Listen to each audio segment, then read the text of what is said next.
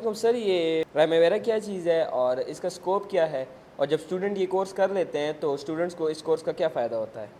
अच्छा, बहुत अच्छा सवाल आपने किया कि प्राइमावेरा क्या चीज़ है और जब स्टूडेंट कर लेते हैं उसको फ़ायदा क्या होता है। असल में प्राइमावेरा सॉफ्टवेयर है प्रोजेक्ट मैनेजमेंट का।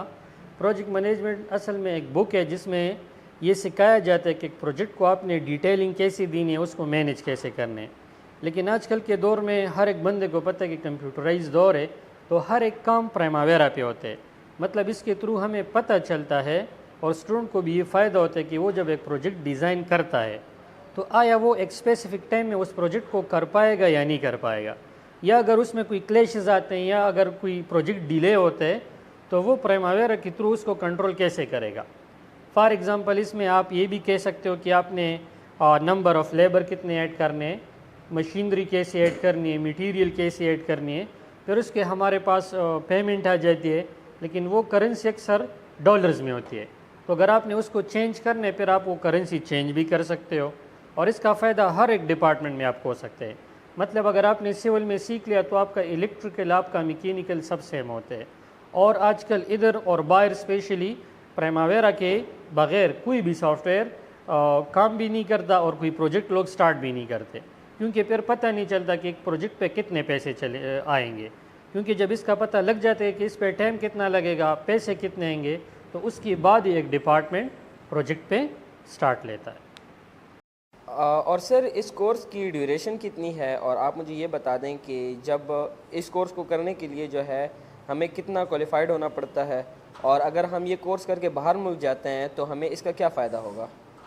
असल में स्टूडेंट को कम से कम डीई अगर उसने किया हो, क्योंकि डीई डिप्लोमा एसोसिएट इंजीनियर में ऑलरेडी प्रोजेक्ट मैनेजमेंट का एक बुक होता है, तो वो ऑलरेडी उसने पढ़ा होता है। तो वो स्टूडेंट जिसने डीई किया होता है वो अच्छी तरीके से इसको पिक कर सकते हैं। या अगर किसी ने डीई किया भी नहीं है तो फिर हम उसको थोड़ा थ्योरेटिकली समझाते हैं कि प्रोजेक्ट किसको कहते हैं या उसको आप मैनेज कैसे करोगे। और इसके साथ जब वो ये सॉफ्टवेयर सीख जाते हैं तो पाकिस्तान में भी जो बड़े बड़े प्रोजेक्ट है या स्पेशली ब्रॉड में, फॉरेन में, उधर तो एक प्रोजेक्ट भी सवाल ही पैदा नहीं होता कि प्राइमावेरा के बगैर होगा। क्योंकि अगर इसके बगैर कोई प्रोजेक्ट वो स्टार्ट लेते हैं तो मे भी वो उस पर उसका लॉस्ट हो जाए, या वो एक टेंडर जो होते हैं, जो एक एग्रीमेंट होते हैं कि मतलब 1 साल या 2 साल में आप कवर करोगे, तो मे भी वो एग्रीमेंट आपके पास उसमें एरर आ जाए। तो प्राइमावेरा का जो मेन मकसद है वो ये है, जो एग्रीमेंट होते हैं कि वो हम क्रॉस ना करें। क्योंकि अगर वो क्रॉस हो गए तो आपके सारे एक्टिविटी और एक्टिविटी बार जो होते हैं वो रेड हो जाते हैं। रेड का मतलब वो क्रिटिकल हो जाते हैं, आप रिस्क में चले जाते हो। तो वो ये ऐसे आप अगर थ्योरेटिकली करोगे तो आपको समझ नहीं आएगा। लेकिन प्राइमावेरा में ये खूबी है कि जो मसला आ जाए उसको आप बहुत आसानी से कवर कर सकते हो, और उसको मतलब आप टाइम एक्सटेंशन भी दे सकते हो, और आप इसमें रिलेशन भी बना सकते हो, बेसलाइन भी लगा सकते हो, एक्टिविटी नेटवर्क भी बना सकते हो। तो इसी के थ्रू आपकी जो प्रॉब्लम है वो हम कवर कर देते। ड्यूरेशन डिपेंड करते स्टूडेंट पे। मतलब नॉर्मली ड्यूरेशन जो स्टूडेंट एक पिक करता है वो 35 या 40 डेज़ में कवर कर सकता है, लेकिन ये डिपेंड ऑन स्टूडेंट होते हैं। हम कोशिश करते हैं कि स्टूडेंट का ज़्यादा टाइम भी वेस्ट ना करे और बहुत जल्दी सॉफ्टवेयर भी कवर ना करे। हम ऐसे लेवल में ये पढ़ाते हैं कि मैं स्टूडेंट से अक्सर ख़ुद स्टूडेंट को कहता हूँ कि जब आप फील करो कि काम ज़्यादा हो रहा है तो आप मुझे ख़ुद बता सकते हो कि इधर आप स्टॉप करो। क्योंकि अगर आप 1 घंटा क्लास लेते हो, कुछ सब्जेक्ट इस तरह होते हैं कि वो आसान होते हैं, कुछ मुश्किल होते हैं, तो हम एक ख़ास टाइम मुख्तस नहीं कर सकते। हम स्टूडेंट के मतलब स्टूडेंट के माइंड पे काम करते तो फिर काम जल्दी भी होते हैं और अच्छा भी होते हैं। ओके सर, आपने हमें बहुत अच्छी इन्फॉर्मेशन दी। क्या आप हमें इसका एक डेमो दिखा सकते हैं? जी बिल्कुल, मैंने एक प्रोजेक्ट बनाया है, मैं आपको इसका एक डेमो दिखाता हूँ कि इसमें लोग कैसे काम करते हैं और इसका क्या फ़ायदा होता है। ये ऑलरेडी अच्छा देखो, ये प्रोजेक्ट है, ये ऑलरेडी हमने स्टूडेंट को डिज़ाइन किया। इसमें हमारे पास एक्टिविटी आईडी होती है। एक्टिविटी आईडी किस चीज़ को कहते हैं? जब हम कोई एक्टिविटी बनाते, एक्टिविटी मतलब काम, कि हम एक प्रोजेक्ट में पहले क्या काम करेंगे, फिर क्या करेंगे, फिर क्या करेंगे, इसको एक्टिविटीज़ कहते हैं। तो ये एक्टिविटी आईडी है। फिर उसके हम नेम भी लिखते हैं, एक्टिविटी नेम, कि मतलब पहले हम सिलेक्शन ऑफ आर्किटेक्ट करते हैं, फिर वो प्रिपेयर ऑफ ड्राइंग करते हैं, फिर ADWG इन PDA करते हैं, फिर वो काम कितने दिनों में होंगे, फिर हम वो भी शो करते हैं कि मतलब एक काम है वो 4 दिन में होगा या 5 दिन में होगा, वो भी आपने शो करना है।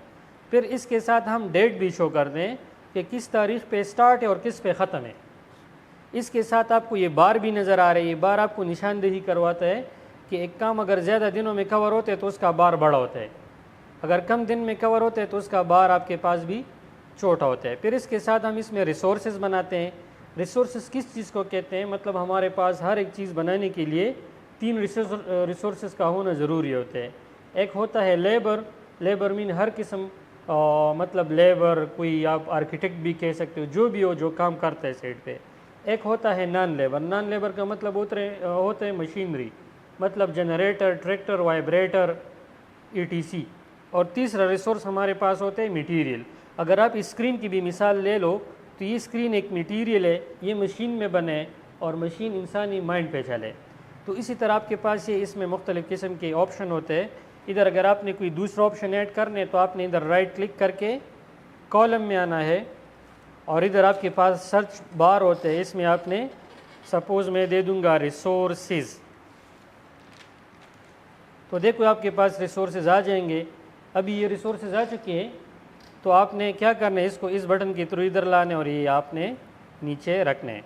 तो इंशाल्लाह अगली वीडियो में हम फिर इसमें रिसोर्सेज भी ऐड करेंगे और इसका तरीका भी सिखाएंगे। अच्छा, तो ये था एक स्मॉल सा डेमो। इंशाल्लाह अगली क्लास में हम इसको डिटेल से पढ़ेंगे कि रिसोर्सेज क्या है और फर्दर और चीज़ें कैसी हो सकती है।